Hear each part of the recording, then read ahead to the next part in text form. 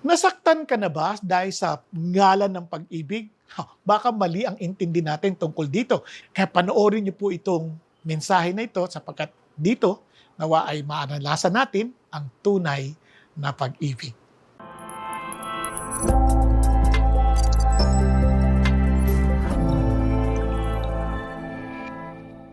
We are doing a series on knowing God. And alam niyo kung gaano ka-importante ito. Kasi unang-una, yung knowing God, bukod sa ito ay nagbibigay sa atin ng lakas at yung encouragement, strength sa mga hamon na dinadaanan sa buhay, yung ating eternity is at stake. No? Kaya importante itong knowing God na ito. Kasi nga, isipin ninyo, ano sabi ng Lord? Ito ang buhay na walang hanggan. Ang makilala ka, ang katangi-tanging Diyos at sabi ganoon, at si Jesucristo na iyong ipinadala. Alam niyo kung bakit mahalaga yon? Kasi yung word na no, gusto ko lang balikan, yung word na no ay isang intimacy na kung saan kulang ang oras o ang panahon para ito ay i-enjoy. Kaya it's more than time. Hindi yung parang, walang hanggan. Hindi. The reason why na walang hanggan, kasi sobrang nakaka-enjoy yung relationship na yon. Ano ba? Kaya nga, like ko sinasabi, hindi nasusukat ang haba ng biyahe o kaya ng pagsasama sa oras o kilometrahe. Ito'y nasusukat kung sino yung kasama mo. O, di ba? Kung sino yung kasama mo, kung enjoy kayo, hindi nyo mamamalaya ng oras. Pero kapag hindi nyo enjoy ang isa't isa, yung 5 minuto ay parang forever. Nasusundan? Now, kaya ito po ay napaka-importante. At ang blessing naman natin sa Panginoon Diyos, siya mismo ang nagpapahayag ng kanyang sarili sa atin. At gusto niyang makilala natin siya. At hindi lang yon. Yung pagkakilala sa kanya ay nagbibigay sa atin ng kapangyarihan. First, to say no to ungodliness because grace is more than just unmerited favor. It is not just a belief. He is the person who appeared to us in the person of Christ. Kaya when we talk about grace, we're not talking about yung parang ito, doktrina nito, hindi. We're talking about Jesus. Are you following? Kaya ito ay person. So ngayon, siyempre, gusto ko lamang pong diinan lahat yan. Now, may tanong lang ako sa inyo. Sino sa inyo naniniwala kayo na mahal kayo ng Diyos? Praise God! Na mahal kayo kasi kapareho ng pagmamahal niya kay Pastor Peter. Pakita sa kamay. Ay, kumonte. Yung paniniwala niya na mahal kayo ng Panginoong Diyos, kapareho ng pagmamahal niya kay Paul. Palit na maliit. Parang umuunti, no? Kasi kapag kapareho ng pagmamahal niya kay Jesus, ayan, parang, aaminin ko sa inyo, may mga tao, bagamat kilala nila na Christian na sila, na-experience sila si God, hindi sila ganun katiyak, nagmahal sila ng Diyos, kapareho ng pagmamahal niya kay Jesus. Minsan isip natin, hindi ako kasing ganun kabait eh. Parang mahal ako hanggang dito lang. Di ba? Parang hanggang dito lang. Pero yung confident ako na mahal ako talaga ni Jesus o kaya ni God na kapareho ng pagmamahal niya sa kanyang anak na si Jesus, parang medyo hindi ako sigurado. Kaya yan ang ating topic ngayong hapon. God is love, love like God.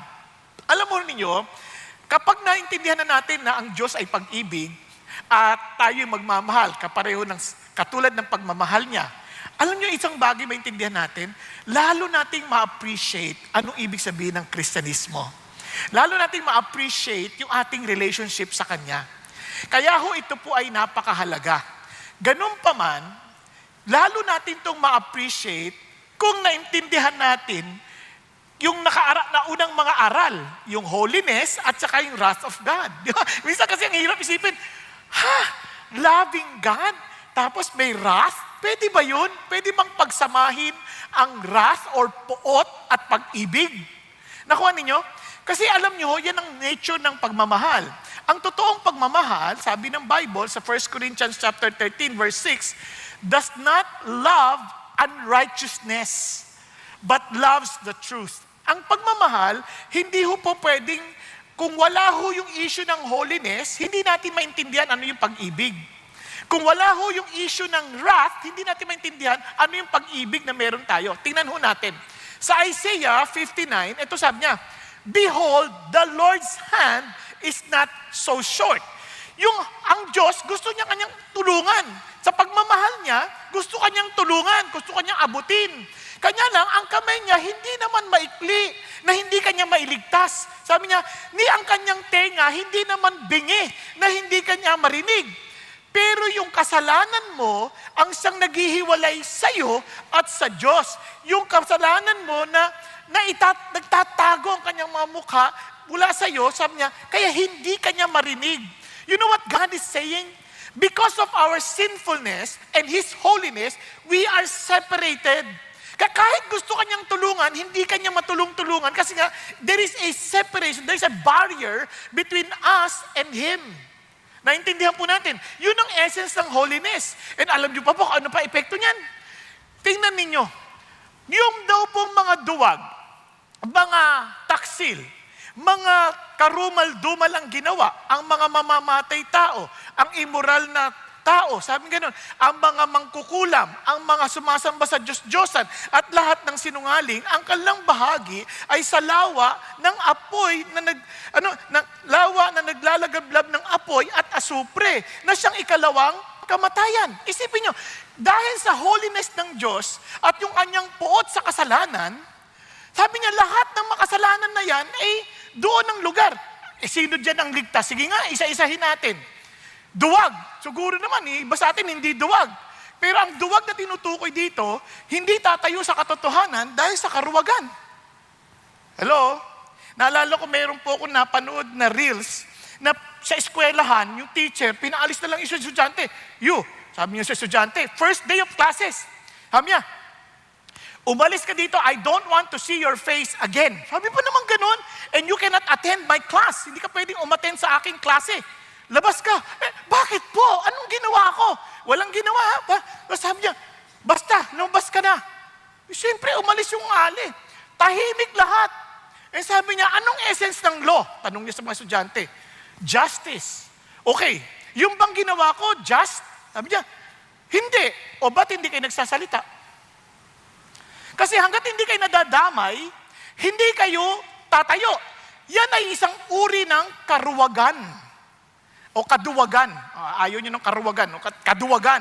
It's a form of what? Cowardice. Takot. Hindi ako takot sa patay. Yung parang may mga tao kasi hindi ako takot.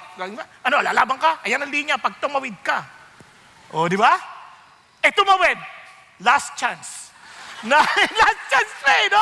May last chance pa. Hindi yun ang tinutukoy dito. Tinutukoy dito because they don't want to stand on what is right and true because of their cowardice. Now, itong unbelieving naman, taksil ito. Ito yung mga hindi naniniwala sa kahit obvious na, dahil ayaw nila yung moral standard ng Diyos, pinagpipilitan pa rin na yung gusto nila. Ngayon, when it comes to abominable, lahat ng mga karumal-dumal na bagay. Sa Bible, ang dami niyan, karumal-dumal na yan. Yung ginahasa ang sariling anak. Di ba?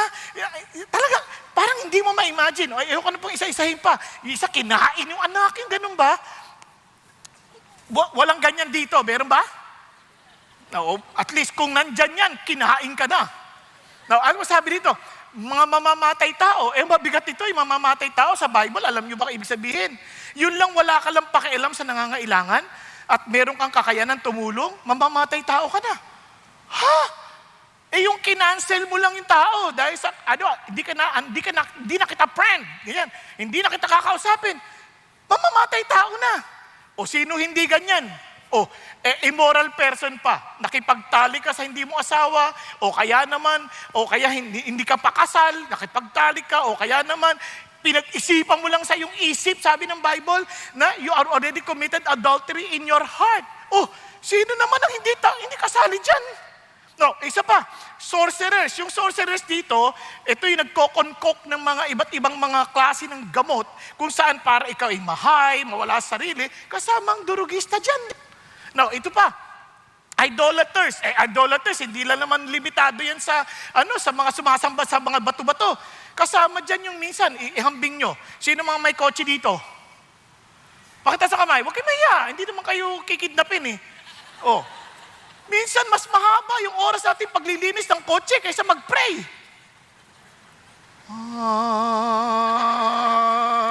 Ano mag-isipan? Yung iba naman, sinasamba yung muka. Ang haba ng oras ng kaayos ng muka. Ay, sobra. Naku, paano ba yan? Ayusin na naman, lalagyan ng semento. Ay, naku, ano-ano na. Di ba? Kaysa sa mapanahon na magbasa ng Bible. Doon pa lang alam mo na parang, oops, lahat gagastusan. Pero pagdating sa Panginoon, pinagtitipiran. Doon pala maintindihan mo na, there is something wrong, di ba? Ito na naman, and all liars. Sino sa atin na hindi nagsisinungaling? At hindi nagsinungaling. Iba nga tumingin pa lang sa salamin eh. Ay, payat na ako. Magtimbang ka. Na malalaman mo. Lahat tayo sinungaling. Paano na yan? Naintindihan niyo ibig sabihin? Buti na lang mahal tayo ng Diyos kasi for God so loved the world that He gave His only Son or begotten Son, that whoever believes in Him shall not perish but have eternal life. Yun ang tinutukoy ni God. We are all helpless. We are all hopeless. And yet here is God, because of His love, pinadala niya yung solusyon. Ito, may solusyon na ako. Yung anak ko mismo, the very person I cherish, the very person I valued, the very treasure I have in heaven, binigay ko sa inyo. Para nang sa ganun maligtas kayo kasi He did not come to condemn the world, but what? To save the world through Him. Now, ito ang amazing part. Sabi ng Lord, pero yung mga naniwala sa Kanya, hindi na sila mahuhusgahan. Hallelujah. But yung mga hindi naniniwala, ay nahusgahan na. Sabi niya, dahil hindi siya nananiwala sa pangalan ng kaisa-isa niyang anak na si Jesus. Bakit importante yan? Ang Diyos, because of His love, hindi Kanyang maipilitin. Kailangan maniwala ka sa anak ko, or else. Walang ganon. Sa Kanya, He will respect your choice. Kasi walang totoong pagmamahal kung walang pagpili. Nagkakaintindihan tayo. Kaya ang Diyos, dahil siya'y mapagmahal, hindi Kanya pipilitin. Gusto mo matulog, matulog ka. Ako, hindi ako mapagmahal na tao, kaya pinupuna ko yung natutulog. Hindi, tulog lang kayo. No. Kasi sabi ni Lord, bahalin daw di ba? Kaya, ibig sabihin, may choice ka, pagbibigyan kita. Hahayaan kita. Hindi kita pipilitin. I will try my best to win you, but I cannot force you. Kasi parang kung naliligaw yan, pagka pinwersa mo, hindi na pagmamahal yun. Di ba? Kaya ganun din si God. Kaya lang, paano ba ibig sabihin ng manampalataya? Yan, nagkakatalo-talo na naman dyan. Sabi niya, he who believes in the Son has eternal life. But he who does not obey the Son will not see life, but the wrath of God abides in him. Anong ibig sabihin nun? Ano ang kabaliktaran ng di pananampalataya? Ayon sa talata na to, hindi ako nagsabing to si Jesus, ha? At hindi rin si Paul de Vera. Naintindihan nyo? He who believes in the Son has eternal life. Anong kabaliktaran? He who does not obey the Son will not see life. So what does it mean? Akala ko ba salvation by faith? Yes! Kasi kung naniniwala ka, susunod ka sa akin. Kung naniniwala ka sa sinasabi ko, gawin mo yung gagawin ko. Tama ba? Yung pinagagawa ko sa'yo. Kung hindi ka naniniwala sa akin, why dare to follow me? So what God is saying, if you believe in Jesus, then you believe that I am the only way, the truth, and the life. There is no other way for you to be saved but through me. Maniwala ka doon. What else? Maniwala ka, then therefore, you follow my instruction. Does it mean na pag hindi ka nakapagsunod ng 100%, hindi ka naligtas? Obviously not. The point is this. At least yung direksyon ng puso mo patungo sa Diyos. Marami kasi ngayon, ginawang lisensya ang pananampalataya para magkasala. Yun ang sinasabi ni Jude. Tinan mo, beloved, While I was making every effort to write you about our common salvation, habang lagi ko kayong pinapaalalahanan tungkol sa ating kaligtasan, sabi niya, I felt the necessity to write to you, appealing that you contend earnestly for the faith which was once for all handed down to the saints. Itong pananampalataya, pinasa to sa atin. It is not something we discovered. It is not something that we try to invent. No, pinasa lang to, na revelation to ng Diyos binigay sa atin. And look at what he said. For certain persons have crept in unnoticed. May mga nakapasok. Sabi niya, those who were long beforehand marked out for this condemnation.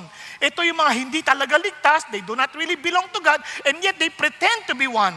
Ungodly persons who turn the grace of our God into licentiousness and deny our only Master and Lord Jesus Christ. Kaya sinasabi ni Lord, why do you call me Lord when you do not do what I say? Ako ba nagsabi niyan? Si Jesus. You know what God is saying? Marami ngayon tinuturo, dahil kay Kristo na tayo, dahil sa grasya ng Diyos, kahit anong gawin mo, ligtas ka na.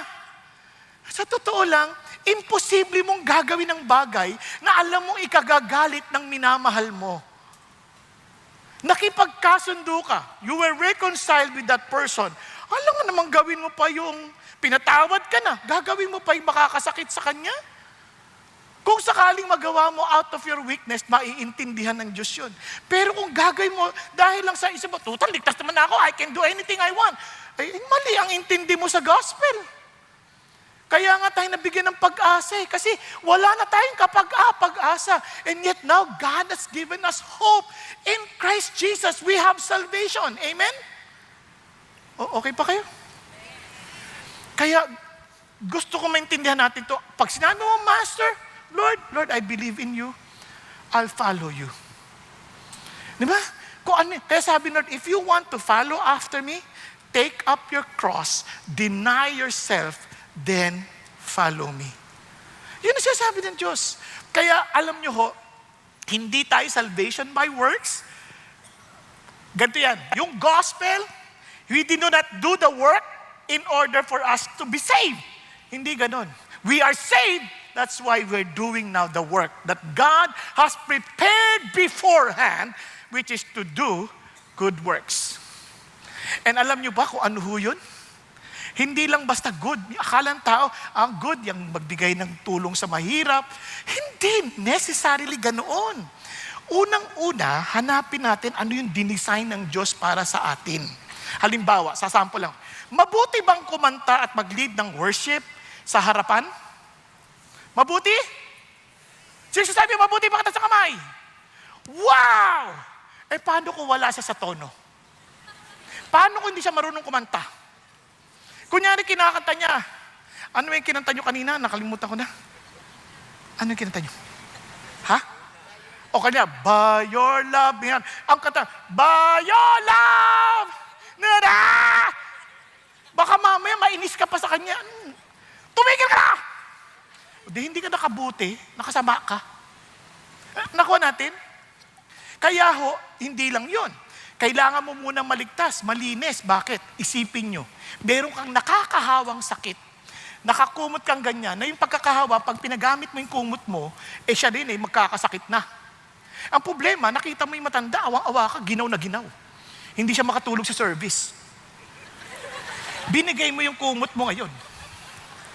Kontaminado, binigay mo sa kanya. Nakatulong ka? Hindi. Nakamatay ka pa. Kaya nga, we need first to be cleansed. We need first to be saved para makagawa tayo ng mabuti. Are you following? Hindi. Kaya importante ho yan. Now, balik tayo yan. Kaya God is love and therefore love like God. Ang sarap, no? Yes! Kailangan maintindihan ko na, Lord, how does you love me? Paano mo ba ako minahal? Tingnan ho natin. 3 bagay for our discussion for today.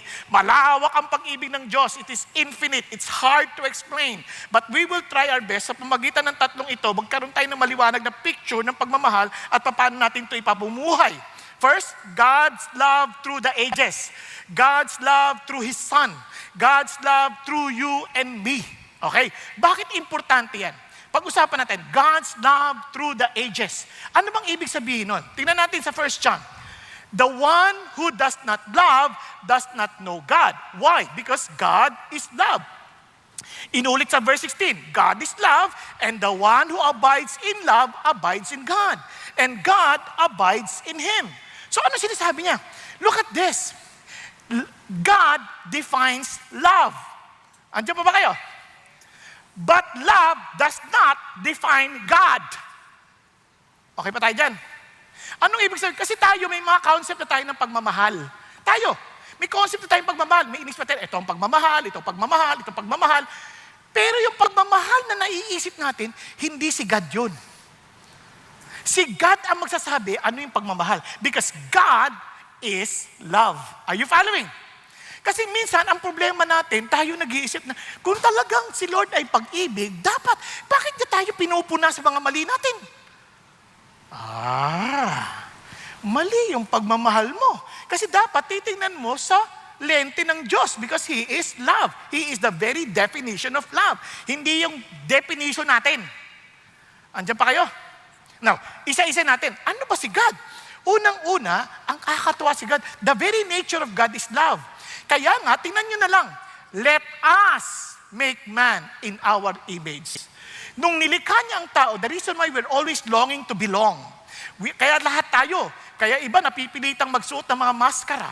Ayaw nating makita ng tao ang ating mga kahinaan. Dahil ayaw nating makilala tayo, tapos i-reject nila tayo. That is our greatest fear.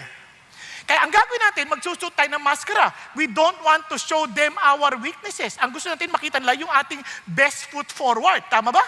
Gusto nila makita yung, wow, ang galing niya. Wow, kaya takot na takot tayo magkamali sa harapan ng mga tao. Kaya pag pinagsaltaan yung isang tao, kinakabahan na matindi. Kasi natatakot siya na, baka kung ano masabi ko. Baka malaman lang di ako marunong. That's exactly the point. Kasi nga ayaw natin ipaalam sa tao ang ating weaknesses because we want to be accepted. Are you following? Yun ang problema. Kasi bakit? Kasi we are created by God in His image. Kasi yung Diyos na kilala natin is a triune God where they love each other. The Father loves the Son loves the Father, and obviously the Spirit glorifies God o glorifies Jesus who glorifies the Father. Nagkakaintindihan tayo. Kaya nga hindi pwedeng hindi triune God.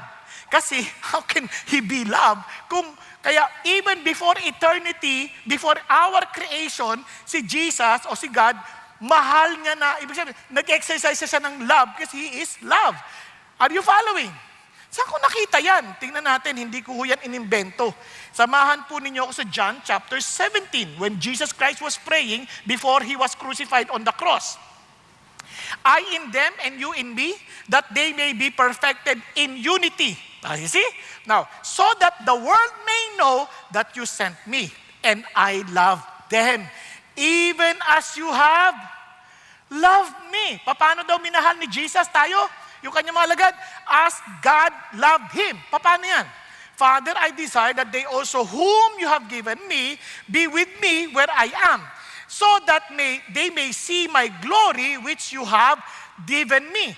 For you loved me before the foundation of the world. Wow! Paano daw minahal si Jesus ng kanyang Ama? Even before the foundation of the world. From eternity past, minahal na ni God si Jesus. Tama ba? And God is saying, and Jesus, I love them as you have loved me. So sinasabi ni Jesus, minahal ka, hindi ka pa nililikha. Naniniwala ka ba nun? So bakit importante yan? Para paalala sa atin. Minsan nagdududa tayo, Lord, mahal mo ba ako? Ang dami kong kapalpakan eh. Bakit? Kailan ba kita minahal? Nung wala ka ng kapalpakan? Palpak na palpak ka nga nun eh. Hanggang ngayon, palpak ka pa rin. But I love you even before the foundation of the world. Kaya hindi ako nasusurprise na nangyayari sa'yo. Kaya lang, yung iba, tinanggihan yung pagmamahal na yun, kaya hindi na ma-experience. Kaya ang kapalit nun, the natural law is you reap what you have sown. Are you following? Nabalik tayo dito ngayon. Totoo ba yan? Of course. Tingnan nyo, tuloy tayo. And I have made your name known to them, and will make it known, so that the love with which you have loved me may be in them and I in them. So, ano ulit, paano minahal ulit ni God si Jesus? Before the foundation of the world. Kaya si Paul, ganun ang intindi niya. Tingnan ninyo. Blessed be the God and Father of our Lord Jesus Christ, who has blessed us with every spiritual blessings in the heavenly places in Christ, just as He chose us in Him before the foundation of the world, that we would be holy, positionally holy and blameless before Him. Paano? In love. Andiyan kayo? Before the foundation of the world, abay, nakita ka na ni God. Mahal ko ito. Mahal ko ito. Karang sabi niya, kaya pinili ko siyang mahiwalay, maging blameless para sa aking purposes. Ako? Tayo nga mismo, ayaw natin yung sarili natin eh. Minsan titigil tayo, minsan kasuko na tayo sa sarili natin. Di ko na talaga kaya itong sarili ko. Naiinis na ako sa sarili ko. Totoo ba ako? Hindi. Pero si God, totoo. And sabi niya, I love you even before the foundation of the world. Hello? Kaya pag nakita ka niya, hindi siya nagugulat. Ay, ano lang yan sa mukha mo? Bakit puro foundation yan? Walang ganun si God. Alam niya na. Di ba? Bakit? Ano nangyari sa mukha mo? Bakit nag-iba kulay mo? Nagluda tayo ka, no? Hindi siya surprised. Ay, ang sama na ugali mo ah. Oo, dati pa alam na ni Lord yan. Kaya, pero minahal ka pa rin niya just the same. Kaya uulitin ko, the only reason why we cannot experience His love, because we chose not to accept His love. And I pray that we will not reject His love. Nagkakadinan tayo. Tuloy tayo ngayon. He predestined us to adoption as sons through Jesus Christ to Himself. Biro mo, inampun niya tayo according to the kind intention of His will, to the praise and of the glory of His grace, which He freely bestowed on us in the beloved. Grabe, no? Kaya alam nyo, gusto ko lang ipaintindihan nyo yung love ni God through the ages. You take it by faith. Are you following? You take it by faith. So remember the word. Faith. Para lang yan through the ages, para lang maintindihan natin. It's faithful and steadfast, a source of hope and renewal, infinite and unchanging, transformative and unconditional, heartfelt demonstration in creation. Gusto ko lang maintindihan nyo ito mabuti. Now, picturean nyo na, hindi nyo ma-memorize. I promise you, kasi ako hindi ko memorize. Nagkataon lang ako gumawa, kaya alam ko. Alright? Now, balik tayo. For example, faithful and steadfast. For the Lord is good, His loving kindness is everlasting, and His faithfulness is to all generations. Kaya mula pa noon, doon pa sa lumang tipan, maging sa hanggang ngayon, hindi nagbago ang pag-ibig ng Diyos sa atin. Are you following? Kaya sabi ng Lord, tuwing umaga, tatandaan natin, Lord, bagsak na naman ako. But remember the Lord's loving kindness. Sabi niya, indeed, never cease. Hindi yan nagbabago. He is faithful. Kaya sabi niya, for His compassion never fails. They are new every morning. Great is His faithfulness. Now, bakit importante yan? If we are to love like God, ano sabi ng Lord? Husbands, love your wives just as Christ loved the church. Paano daw? Faithful and steadfast. Hindi, mahal, nung ano pa lang, nung kakasal pa lang, this is the day, wow, that the Lord has made. Saya mo. Pero nung pagdating niyo sa bahay, naghilamos, nawala yung kilay, nawala yung labi, nagtanggal ng ngipin. Sabi niya, yung mahinhin na pagkakain, busog na ako. Nagtanggal, tapos nakataas ang paa, pakiabot ang pates. Kalubok ka, ganyan. Magmamahal ka pa rin ba? Kasi mga lalaki, hindi ikaw ang pinakasalan ko. Dinaya mo ko. Walang dinaya mo ko. Kasi that is exactly the point. Walang dinaya kasi God has ordained you and me to be together forever. So you are to be faithful. And even among us Christians, bilang magkakapatid, hindi mo pinili ang kapatid mo. Katulad sa isang pamilya, hindi mo pinili yung kapatid mo, but you are to love your brother. You are to love with faithfulness and steadfastness. Hindi yung parang, asar na ako sa kapatid ko kasi yung sama ng ugali niya. Hindi mo naman siya minamahal dahil sa ugali niya. Minamahal mo siya dahil sabi ni Jesus, mahalin mo siya. Nandyan pa tayo. Okay? Now, kaya, ang sabi ng Lord, ang pag-ibig niya ay tapat. It is a source of hope and renewal. Bakit source of hope and renewal? Kasi ang dami natin mga problema. Pag ang dami natin problema, totoo ba to? Na mahal ako ng Diyos, ba't ang dami kong problema? Ang dami kong utang, hindi ko mabayaran. Ano ba to? Mahal ba talaga ako ni Jesus? Sabi ng Lord, alalahanin mo ito. Bakit? Sabi nga ni Francis Chan, gustuhin mo man siya o hindi, gusto ko yung sinabi niya. We are so quick to be cynical and complain. We fail to remember that God is love.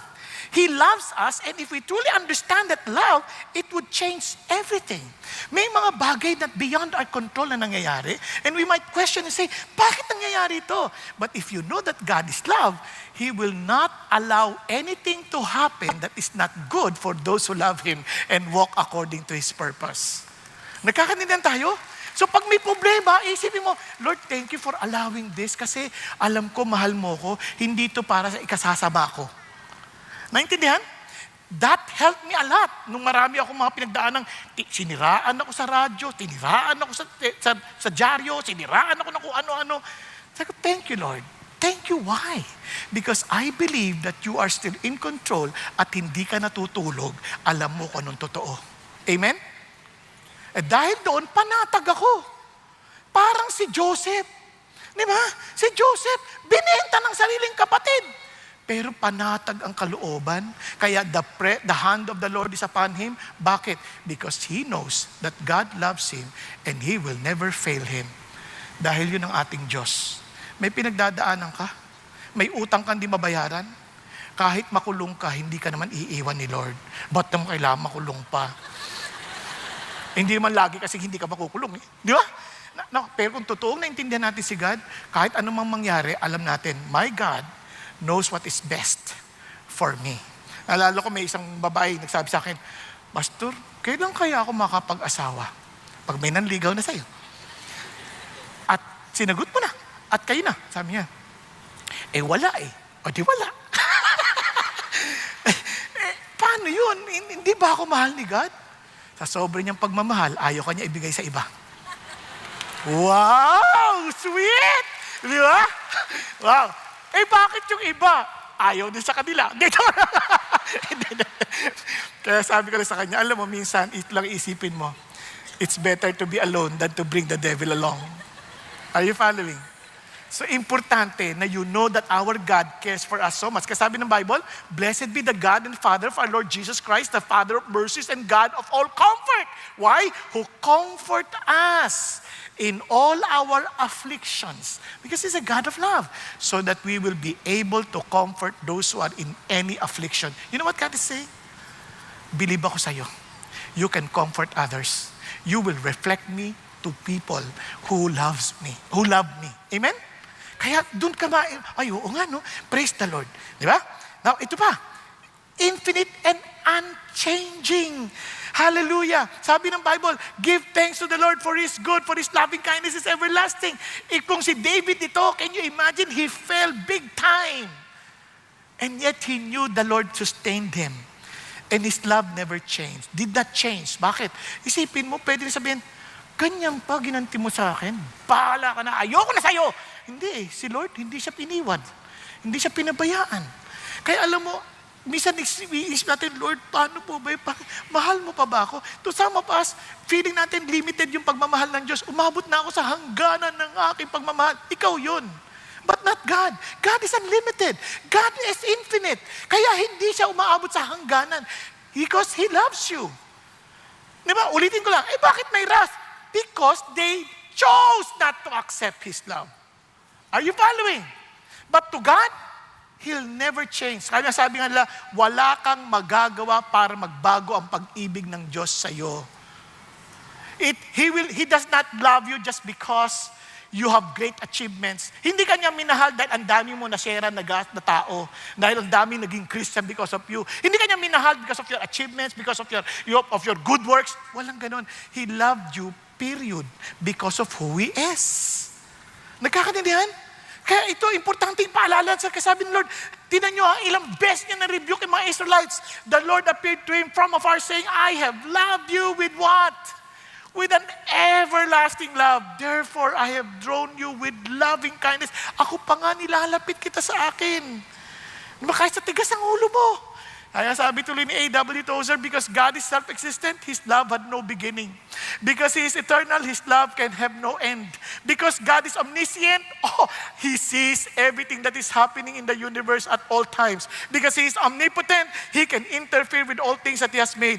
And because He is sovereign, everything that happens is ultimately under His control. And therefore, His love is a comprehensive and unfathomable reality. Amen? Ganun bang naintindihan mong pag-ibig ng Diyos para sa'yo? Now, si Jesus, sabi niya, itong mga alagad niya, Peter will betray Him. He would deny Him 3 times. The disciples would leave Him alone. When He was in great sorrow, everybody slept. Diba? But look at what Jesus said. When He was about to be crucified, ano sabi niya? Jesus, knowing that His hour had come, that He would depart out of this world to the Father, having loved His own who were in the world, He loved them to the very end. Grabe, no? Sabi niya, hindi magbabago pag-ibig ko. Si Judas, ganun din. Mahal naman niya si Judas. Kanya lang, si Judas tinanggihan yung pag-ibig niya eh. Naunawaan?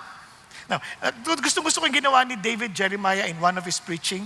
Itong ginawa niya. Sabi niya, binasa niya yung Psalm 139 at pinaltan niya ibang mga words para just to remind himself of the love of God. Sabi niya, where can I go from your love? Lord, or where can I flee from your love? If I send to heaven, you are there. Your love is there. If I make my bed in Sheol, behold, your love is there. If I take the wings of the dawn and I will dwell in the remotest part of the sea. Sabi niya, even though your love will lead me and your love will lay hold of me. If I say, surely the darkness will overwhelm me and the light around me will be night, even the darkness is not dark to your love, and the night is as bright as the day, darkness and light are alike to your love. Grabe, no? Parang ilagay niyo yung sarili niyo sa ganyan. Lord, grabe yung pagmamahal mo. Hindi nagsasawa. Aaminin ko sa'yo, minsan nagsasawa nga ako sarili ko eh. Pero natutuwa ako si Lord di nagsasawa sa akin. Naintindihan? Lalo na pag kumakain ako, sabi ko, Lord, gusto ko nang pumayat. Nagsasawa na akong takot-takot. Sabi ni Lord, di ako nagsasawa sa'yo. Iuuwi din kita sa katakawan mo. Naintindihan niyo? Remember, our God is a loving God. It's also transformative and unconditional.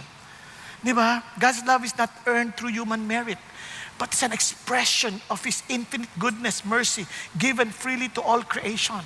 Ano sabi ng Lord? But God demonstrated His own love toward us in that while we were yet sinners, Christ died for us. Billy Graham beautifully said it, God loves you. He loves you. He loves you as you are, not as you should be. The way to have peace with God is trust in Jesus Christ, who loved you and gave Himself for you. And of course, He accepted you as you are, but He will make you the person He designed you to become. Yun ang totoong love. Nagkakaintindihan? Okay, now, ito pa po, nakakatuwa. Ano sabi ng Lord? Sabi niya, kaya naman, dahil transformative, kailangan kitang disiplinahin pag kinakailangan. Kasi bakit? Do not regard lightly the discipline of the Lord, nor faint when you are reproved by Him. Bakit? For those whom the Lord loves, He disciplines and He scourges every son whom He receives. Nagkakaintindihan po. Kapag di ka dinidisiplina, hindi ka baka tinanggihan mo yung pagmamahal niya kaya hindi ka part ng family niya. Naunawa natin? Pero kung dinidisiplina ka niya, praise God. Ibig sabihin, part ka ng family. And He loves you. Alam niyo isang disiplina ng Lord na pinakaayaw ko ma-experience? Yung biglang parang tahimik na siya. Ayaw niya na makipag-usap. Yung bang nagbabasa kang Bible, wala kang natatanggap.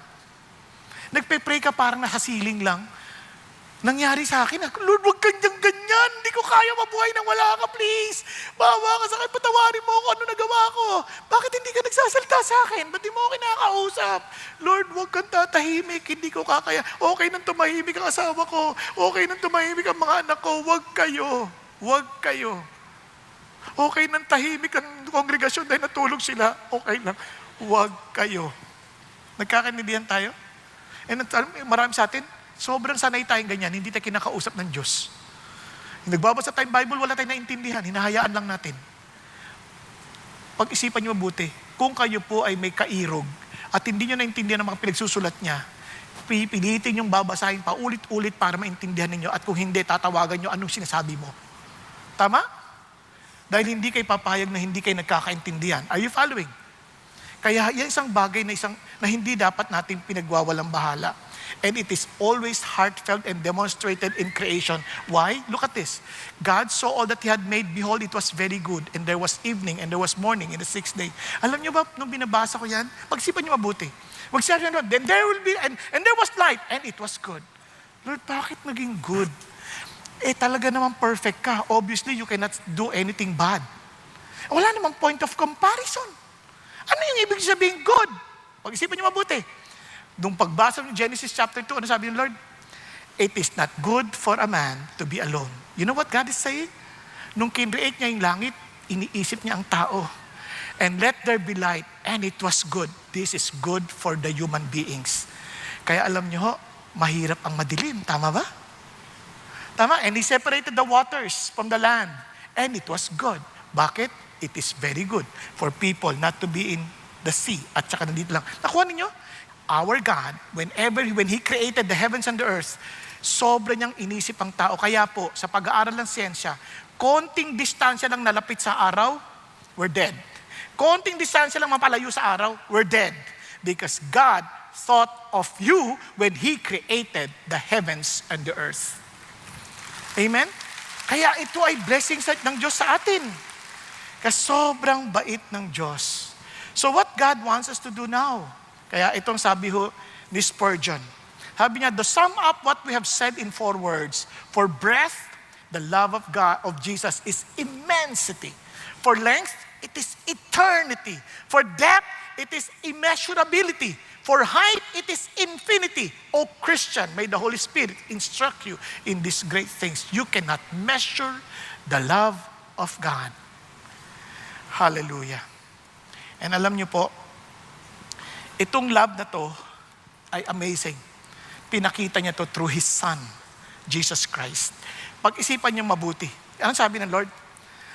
By this, the love of God was manifested. Pinakita sa atin that God has sent His only begotten Son. Yung word pa, only begotten, ang ibig sabihin niyan, cherished. Cherished po sa kinasisiya, pinahahalagahan. Yung pinakamahalaga, binigay niya. Yung pinaka-importante, binigay niya. Kaya po ba natin gawin niya? For example, meron tayong pinakamagandang singsing, ibibigay lang natin kung kani-kanino? Hindi, sabi niya, binigay niya yung pinaka-importante. At hindi lang yun, into the world. World of chaos. World of suffering. World of, yun nga, mga projects na hindi totoo. Type niyo ba yung ganyang mundo? Ayun, pero willing si Jesus pumunta sa ganyang mundo and to suffer along with us. At ang sabi niya, so that we might live through Him. Nang sa ganun, magkaroon tayo ng saysay, ng dahilan para mabuhay. Nang hindi tayo naghahabol ng kung ano ng pera na hindi naman atin. Nakakapagod ata yun? Yung nabubuhay tayo na walang dahilan, nabubuhay tayo na walang direksyon. Type niyo ba yung buhay na ganyan na araw-araw gigising ka sa umaga para lang mag-aalmusal, tapos papasok sa square, nagmamadali ka dahil alam, matatraffic ka na naman, malilate ka na naman. Sabi nga ng asawa ko, iba hindi na nakaligo. O kung naligo man, hindi nasabunan. Hindi nagsabon. Huwag ka mag-alala, pag na-late ka, doon ka nasasabunan.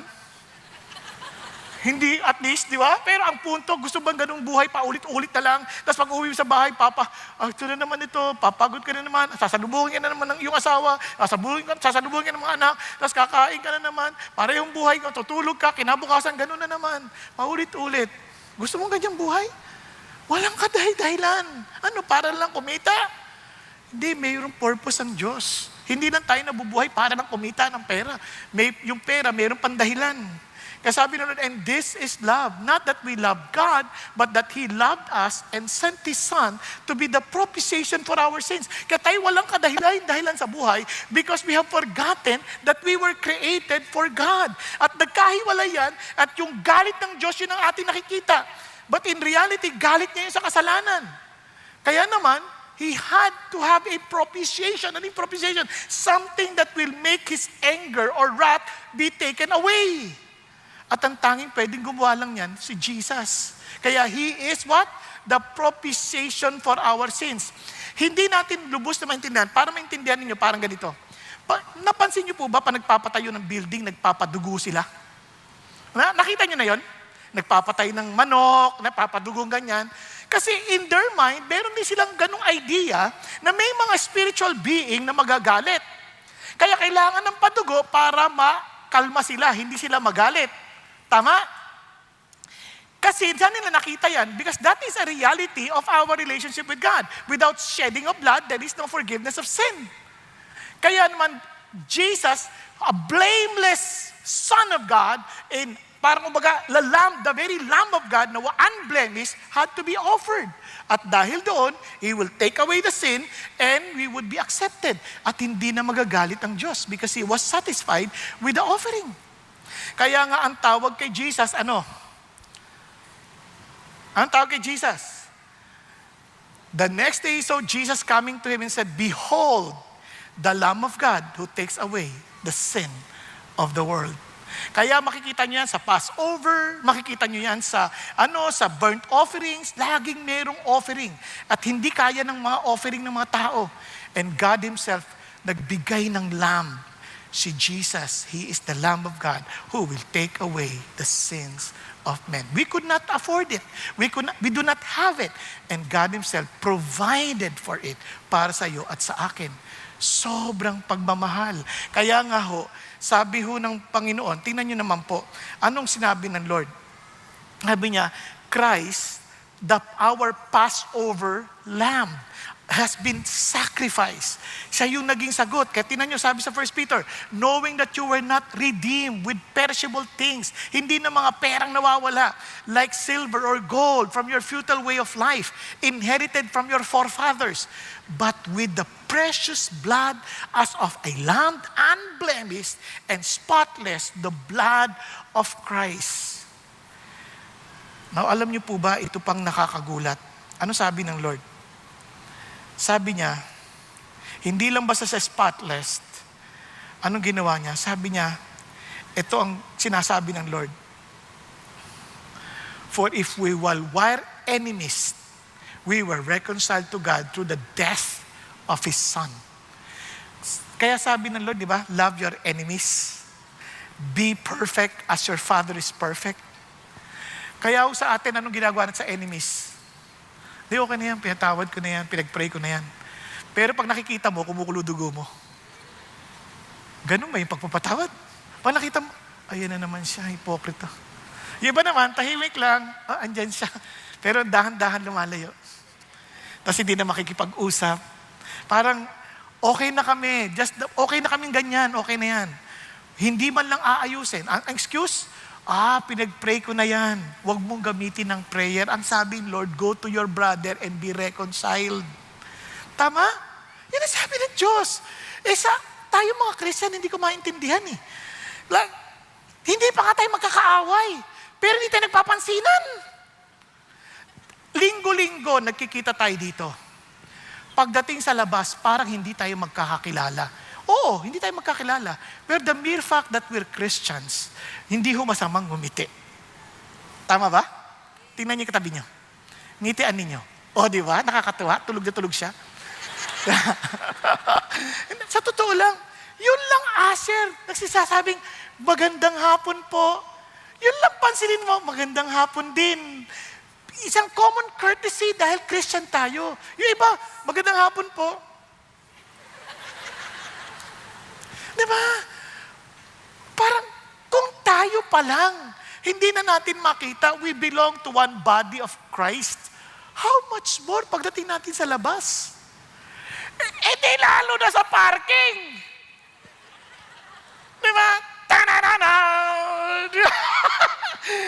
Parking, diba? Parang unahan. Sa totoo lang, di ba sabi ng Lord, they will know that you are my disciples because you have love for one another. Kung tayo nga hirap pa tayo Paano pa kaya pagdating sa labas? Kaya no wonder, even if we try to win people to Jesus, they could not see the reality of love. Because they could not see Jesus in us. Kaya sa totoo lang suplado akong tao. Pero sa awa ng Diyos, natuto akong umiti kahit di ako pinapansin. Sa awa ng Diyos, ayaw ko magpa-picture. Pag may nagpa-picture, hindi na ako maangal. Alam ko naman yung feeling, kasi nakita, pa-picture tayo, pastor. Pero pag magtatanggal na para sa memories, ako una tinatanggal eh. Sino ba yung pangit na yun? Na-experience ko na yan na maraming beses. Narinig ko pa nga, nung hindi pa uso yung mga camera natin, may film pa. Sino yan pinicturean mo ang pangit? Tinuturo ako? At nandun ako sa likod. Dahil ko lang kaya. Kaya hindi na ako nagpapapicture noong mga panahon na yon. Ang sabi ng Lord. Pero ngayon sabi ng Lord, tiisin mo na yan. You're not doing that for yourself. You're my mascot. Okay, mascot. Di ba? Ang mascot, ang totoong tao na sa loob. Tama? And they just want to have pictures because you represent Jesus. Whether you like it or not. In a sense, tayong lahat, ayaw mo mang ngumiti, you represent Jesus. Because He is the manifestation of the love of God. You're willing to sacrifice just as Jesus sacrificed. Amen? Kaya nakakatuwa ang Panginoon. Sabi niya, kasi siya ang naging righteousness natin. And look at what He said. Look at what He said. Anong sabi ng Lord? Who will separate us from the love of Christ?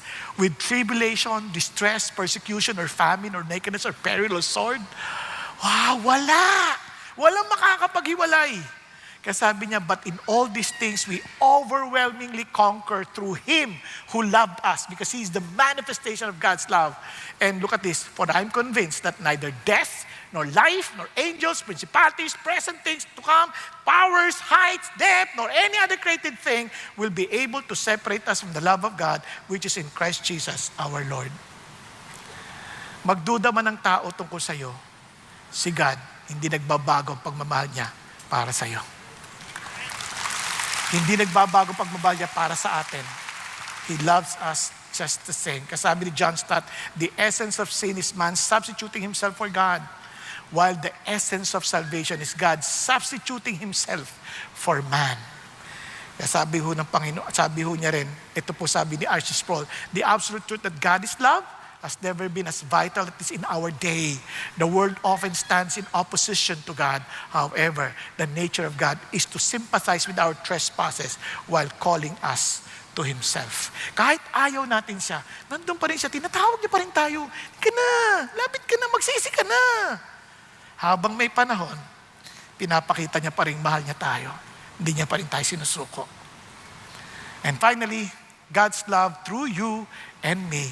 Alam niyo, sa totoo lang, ang sarap pong isipin. Minsan, nararamdaman natin pag-ibig ng Diyos. Sa mga kapatiran natin, no? They're willing to sacrifice, they're willing to help, they're willing to be there to assist you. Damang-dama mo, mahal ako ng Diyos. Mahal ako ng Diyos. Di ba? Kasi nakita ko yung pagmamahal ng mga kapatid. Nung may sakit ako, they were praying for me. Nung ako may problema, they're there to help me. Di ba? Kasi sabi ng Bible, look at this, Beloved, let us love one another, for love is from God. And everyone who is loved is born of God and knows God.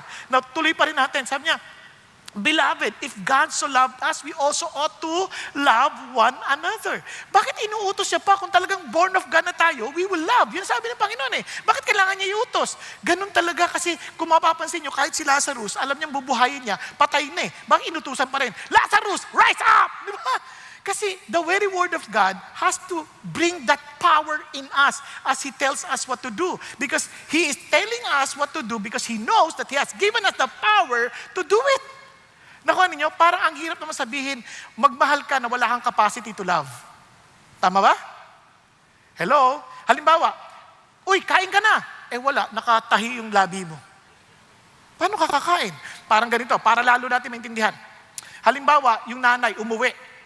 Sabi sa kanya, nung nanganak siya, that baby, sabi ni God, will live for 100 years. Pagdating sa bahay, hindi niya pinapakain. Bakit mo napakain? Sabi ni Lord, He will live for 100 years. Ano? Dapat, pakainin mo dahil He will live for 100 years. Di ba? Parang mga bata, sabi ng Lord, papasa ka sa exam mo. O, kung papasa ka, ano gagawin mo? Ay, mag-aral ka. Mag-take ka ng exam, tama ba? Kasi kung di ka mag-take ng exam, paano ka papasa? Kung di ka mag-aaral, paano ka papasa? Ay, yung iba, iniisip nila, papasa ka dahil tutulungan ka ng Diyos. Nag-pray na lang, hindi na nag-aaral. Lord, tulungan mo ako. Tapos titingin sa katabi, ay, answered prayer. Hindi ganon. Kung naniniwala ka that God answers your prayer, then you do your part. Tama? Pag sinabi ng Lord, babayaran ko utang mo, magbayad ka ng utang. Hindi yung, iintay mo pa, Lord, bayaran mo na. Hindi. Maging responsable ka, magbayad ng utang. Pero kung hindi ka nagbabayad ng utang, kahit anong panalangin mo, hindi ka makakabayad ng utang. Yun ang sinasabi ng Panginoon, beloved.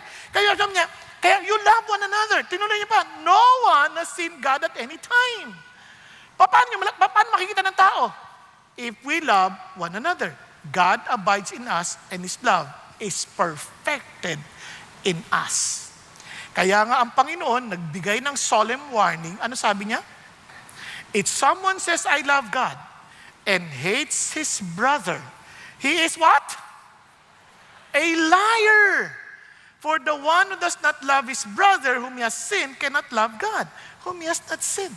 Alam niyo, minsan nakakalungkot, no? In the name of money, mana, aawayin ng kapatid. Mana lang yan, pera lang yan. If God is our provider, bigay mo na yung mana na yan. Ba't mo aawayin yan? Mag-aaway kayo ng kapatid dahil sa mana? Niloko ka. So what? Hindi naman nila maluloko ang Diyos. Nagkulang ba ang Diyos sa atin? Hindi naman eh. Kaya alam minsan, kaya tayo natatakot, kasi natatakot tayo, baka tayo kalangin.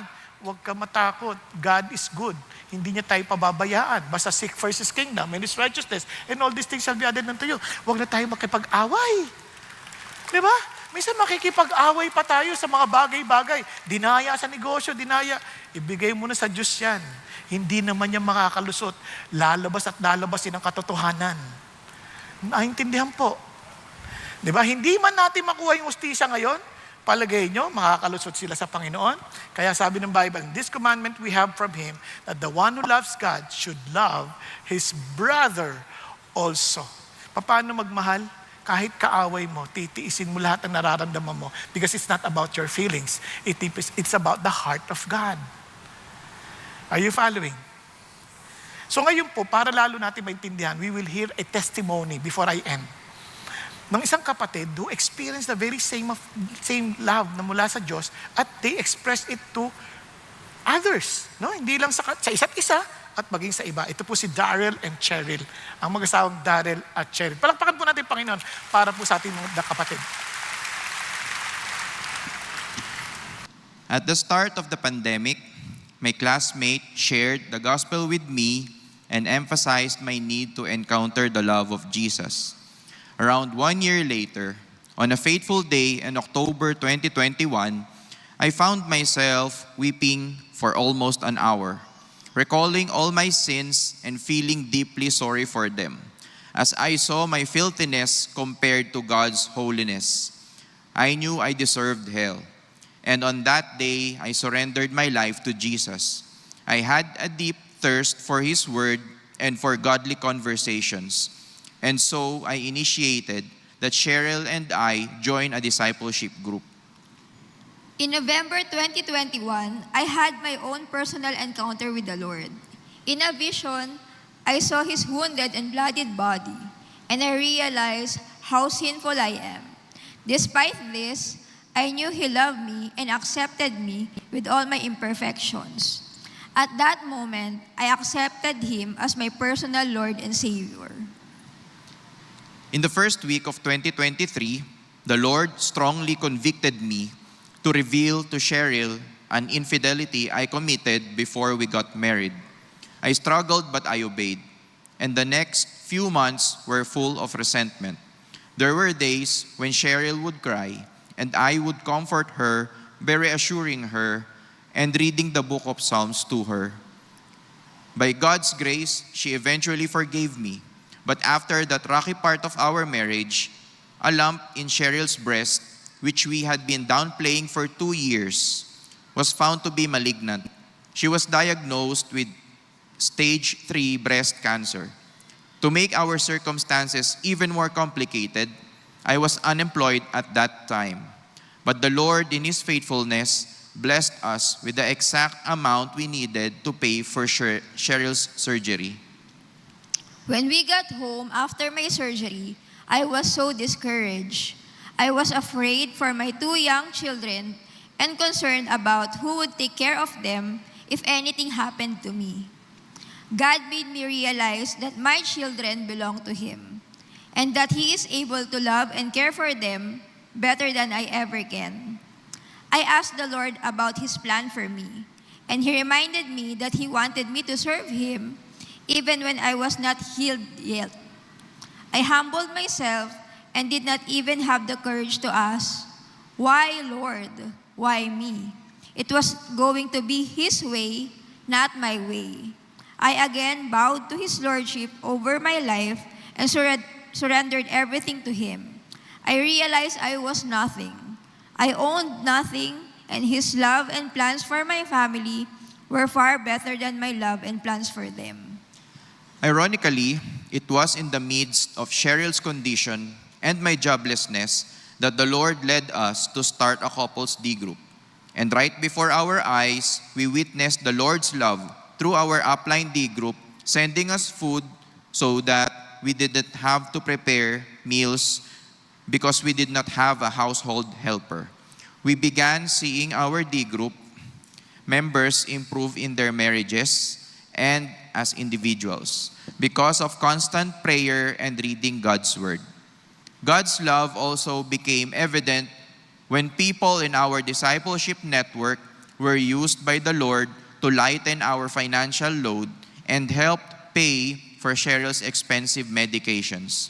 The Lord taught me to always tell others about God's love by sharing the gospel to a delivery rider, repairman, tricycle driver, beggar on a footbridge, and many others who need Jesus. I also prayed over them for their personal concerns. I also had occasions to share Jesus with some of my present and past colleagues. Finally, whenever Cheryl and I attend family gatherings like birthdays, wakes, or reunions, the Lord would make it purposeful by letting people hear the gospel through us. What the enemy meant for evil, God turned for good. Since I am frequently outside for checkups, laboratory work, sourcing medicines, and undergoing therapy, I met individuals going through similar struggles and others with problems far beyond mine. The Lord gave me courage to share the gospel with a suicidal motorcycle driver, taxi driver, jeepney drivers, a tricycle driver, estranged from his wife, hospital and clinic staff, hotel staff, with a cancer patient mother, a distressed mother, an agnostic cancer patient, and more. During the Unite Conference in July, when the call was made for people who need healing to come forward for prayer, I was one of the people who stood up to be prayed over. The Lord was very sweet to me as He led a breast cancer survivor to pray over me. I was deeply moved and thankful to the Lord. Looking back, I am always in tears as I acknowledge the goodness and love of God in my life. For everything that has happened, His track record is like no other. It humbles me to realize that it's no longer my story, but His story in my life. Today, our battles may not be over, but we know that the Lord, through His love, has already won the greatest battle we could never win. The Lord is our strength and song, and He has become our salvation. All praise, honor, and glory to God. Let me just end with one last story. Ito po'y nangyari sa China. Totoong pangyayari ito. Kwento to ni Watchman Nee. Meron pong isang Christian na meron siyang, kasi parang rice terraces, di ba? Nandun siya sa tuktok ng bundok, nandun ang kanyang taniman, yung kanyang rice field. Maagang-maaga, dinidiligan niya na yon. At itong kapitbahay na sobrang talino, binubutas niya yung rice field ng Christian para yung tubig bumaba sa kanya. Wala siyang kahirap-hirap. Kung kayo ang nasa kalalagayan ng farmer sa taas, anong gagawin nyo? So tuloy lang. Dilig, araw-araw, hanggang sa napuno na siya. Hindi na to tama. Pero siyempre yung tono na yon, ako lang yon. Sa kanya, hindi, malagay ko mas mahinahon siya. Niya, hindi na to tama. Kailangan ko nang gumawa ng paraan para matigil na to. So he prayed and surrendered the situation to the Lord. Ang aga-aga, bumangon siya. Alam niyo kung anong ginawa? Diniligan niya yung rice field ng kapitbahay. At pagkatapos sa kanya, diniligan niya sa kanya. Dahil doon, hindi na kailangan butasin pa. Alam mo ninyo, dahil sa kanyang ginawa, yung pong kapitbahay, na pinagmasdan siya ng mabuti, bakit ito ganito? At napagtanto niya na ito ay tagasunod ni Jesus Christ. At dahil sa kanyang nasaksihan, siya mismo ay sumuko rin sa Panginoon Kristo. Kung kaya't, araw-araw, dalawa na silang nagdidilig ng sabay. Hallelujah. Amen po? And mga kapatid, mahahamon tayo sa ganyang mga pagkakataon. Kasi love is something beyond us. Unless God is at work in us, hindi madaling magmahal. In fact, it is impossible. Can you imagine? Mamahalin mo ang kaaway mo. Kapag posible, sabi niya ng Panginoon, posible, babatiin mo yung mga nagbumabati sa'yo, pareho lang kayo na makasalanan, ginagawa din nila yan. Pero yung babatiin mo, hindi bumabati sa'yo, ayun, Diyos lang yun, na at work in you. Kaya nagtatanong iba, paano ba yun? Isipin nyo kung kayo naglalaro ng basketball at sinapian kayo ng espiritu ni Michael Jordan. Paano kaya ang laro nyo sa basketball? At isipin nyo ngayon na tayong dating makasarili at tayo ay napuspos ng espiritu ng Diyos ng pag-ibig. Ano kayang klaseng uri ng buhay meron tayo? Tayo pong lahat ay yumuko at pumikit sandali. Mga kapatid,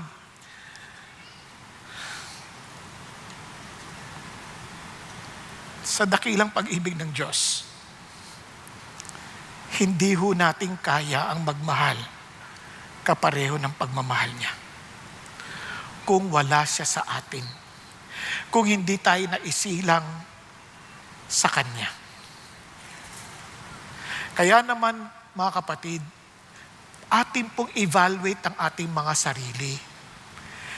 Ang diablo'y nananampalataya, nanginginig pa. Kaya sabi ng Lord, kayong nananampalataya sa akin, sunod kayo sa akin. At hindi nyo yung kakayanin kung wala ako sa inyo. Kaya kapatid, kung sa palagay mo, nakikita mo sa buhay mo na parang walang katotohanan, yung pagmamahal, walang katotohanan, yung pinapakita ng Diyos na para sa ibang tao, then be humble enough na aminin mo yun sa Panginoon. Lord, gusto ko maging totoo ka sa akin. Ayoko maging matigas ang puso ko kapareho ng kay Paraon na dinig ng lagi nakakarinig at nakakakita ng kapangyarihan mo. Pero tinitigasan niya ang puso niya, hindi niya ginagawa yung pinagagawa mo. Kaya Panginoon, tulungan mo ako. Kaya kapatid, pinapahintulot ng Diyos makita natin yan upang maintindihan natin ang totoo nating kalagayan sa Espiritu. Kaya huwag mong tigasan ang puso mo. Be humble enough to admit, Lord, tulungan mo ako. Kasi malayong-malayo po yung naaaral namin sa buhay ko. Kung yan ang kalalagayan mo, then sabihin mo, Lord, ako po yun. Then, itaas mo kamay mo sa Diyos. Sabihin mo, Panginoon, tinataas ko pong kamay ko bilang pagkilala. Na hindi ko po nakikita yung pag-ibig na yun. Kaya, Lord, tinatanggap kita ngayon at sinasabi kong naniniwala ako sa iyo na ikaw ang kapahayagan ng pag-ibig ng Diyos at ikaw din ang kapangyarihan para ako'y magmahal kapareho ng sinasabi mo sa iyong salita. Yes, makitaas mo kamay mo. Be humble before God. Yes, yes. Yes, huwag kang mahiya. It's between you and the Lord. Yes, hallelujah. Yes, sa mga nasa balcony, sa upper balcony, at mga nanonood sa online. Be humble before God and say, Lord, malayo po ako. At alam kong wala po yung kapangyarihan na yon. Lord, ayoko pong nadoktrinahan lang ako. Gusto ko pong maging totoo kayo sa akin. Kaya ngayon pa lang tinataas ko kamay ko bilang tanda ng aking pagsuko. Pagkilala na kayo ang aking Panginoon dahil sa iyo ako nagtitiwala. Kayo ang tagapagligtas. Kayo ang binigay ng Diyos Ama. At ang sino mang manampalataya sa iyo ay hindi na mapapahamak pa. At salamat, Panginoon, na sabi mo na kami ay may buhay na walang hanggan. Na kung saan ang katotohanan ng pag-ibig na to ay mula ngayon amin pong ipamumuhay sa biyaya ninyo. At sa sakaling kami madapa, hinihingi namin, Panginoon, ibangon nyo kami. Tulad ng pangako ninyo that the righteous man falls 7 times and he rises up 7 times. Dahil kayo ang may hawak sa aming mga kamay. Kayo ang may hawak sa aming mga bisig. Salamat, Panginoon Diyos, that you will not allow us to fall headlong. Thank you, Lord. Hallelujah. Thank you, Jesus, for dying on the cross for my sin. Thank you, Jesus, that you are alive. You rose again from the dead. Thank you, Jesus, that you promised the Holy Spirit to be upon us. And thank you, Lord, that you have given us the Holy Spirit as we humbly come before you because you will fulfill your word as you promised. Thank you, God. Lord, we entrust ourselves to you. I believe in your words and allow us to walk faithfully in your love. At Panginoon naman, we pray, Father God, for every family we represent. Lord, please help us to be loving people. Help us, Father God, that people of the world will know that we are your disciples because we love one another. At magsimula ito sa aming mga pamilya, magsimula ito sa aming mga kani-kaniyang tahanan. Panginoon, na hindi na po yung pakiramdam namin ang masusunod, kundi ang pakiramdam ninyo, ang puso ninyo ang masusunod.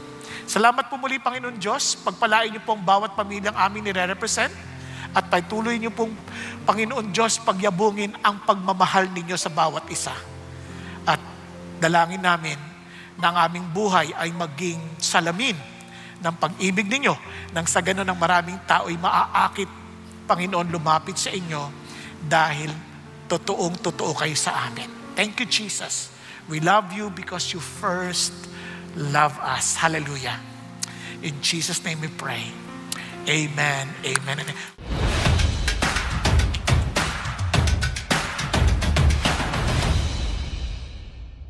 Magandang araw, CCF family! Welcome to Sunday Fast Track, where you ask real-life questions and we give you biblical truths.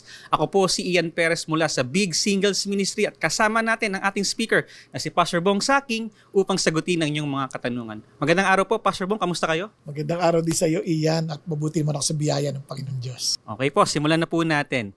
Unang tanong, Pastor Bong, ano ang meron sa pag-ibig ng Diyos na wala sa pagmamahal ng isang tao? Alam mo, napakalawak na tanong yan. Kasi unang-una, kung iahambing natin ang pag-ibig ng tao sa pag-ibig ng Diyos, doon pa lang sa pag-ibig ng Diyos ay walang hanggan. So ang tao may hangganan. Yung pag-ibig ng tao ay may kondisyon. Ang pag-ibig ng Diyos ay walang kondisyon. Ito ay pag-ibig niya sa atin, ni bago pa tayo nilikha. Di ba? At ang pag-ibig ng Diyos, siyempre, sabi ng Panginoon, ay hindi natutuwa sa gawing masasama.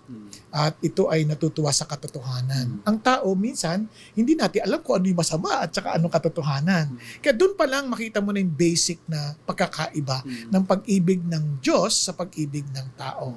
At ang higit sa lahat, ang pag-ibig ng Diyos, kung mapapansin mo, hindi kung ano yung mapapakinabangan niya, kundi ano yung maipagkakalob niya sa tao. Ang tao, hindi. Ang pagmamahal natin, madalas, ay rin, may makasariling hangarin. Kung mahal kita, dapat gawin mo to sa akin. Ang Diyos hindi. For God so loved the world that He gave. Husbands, love your wife just as Christ loved the church that He gave. Laging pabigay. Salamat for that, Pastor Bong. At para naman sa pangalawang katanungan, Pastor Bong, na-mention mo kanina yung kagandaan ng pag-ibig ng Diyos. Ang tanong po ay ito, ano ang mga posibleng hadlang o dahilan kung bakit di ko maramdaman ang pagmamahal ng Diyos sa akin? Ayan, madalas ang ating dahilan kung bakit hindi natin maranasan yung pag-ibig ng Diyos ay marahil hindi natin tinanggap yung pag-ibig ng Diyos. At kung hindi naman, ang ating pag-ibig, yung ini-interpret natin pag-ibig ng Diyos sa paraan ng ating pagmamahal. Na kumbaga, parang iniisip natin, mahal tayo ng Diyos because of our merits. Na parang, kaya ako mahal ng Diyos kasi ginagawa ko to. Hindi ko nagagawa. So feeling ko, hindi ako mahal ng Diyos. Ang totoo niyan, kung gusto malaman ang pagmamahal ng Diyos, wag dun sa nararamdaman mo. Kundi ano yung ginawa ni Jesus Christ sa krus para sa atin, para sa iyo personally. Kasi sabi nga ng Lord, kung ikaw ay, kumbaga, mamahalin ka ng Diyos, kahit ikaw na lang mag-isa sa mundo na to. At kung sakali mag-isa ka na lang, ikaw pa magpapako kay Jesus. Di ba? Ganun kanya kamahal. Salamat for that, Pastor Bong. At para sa huling katanungan, maaari bang magdamot ng pagmamahal? Lalo na sa mga taong tingin namin ay hindi karapat-dapat makatanggap nito. Ayan. Alam mo, kung iisipin mo mabuti, ano sabi ng Lord? Love your enemies. Be perfect as your Father is perfect. Pag inisip mo mabuti, sino yung mga hindi karapat-dapat na mahalin? Obviously, kaaway, hindi mo karapat-dapat mahalin yan. Kaya the very essence of love, hindi ka pwede magdamot kasi pabigay ang pagmamahal.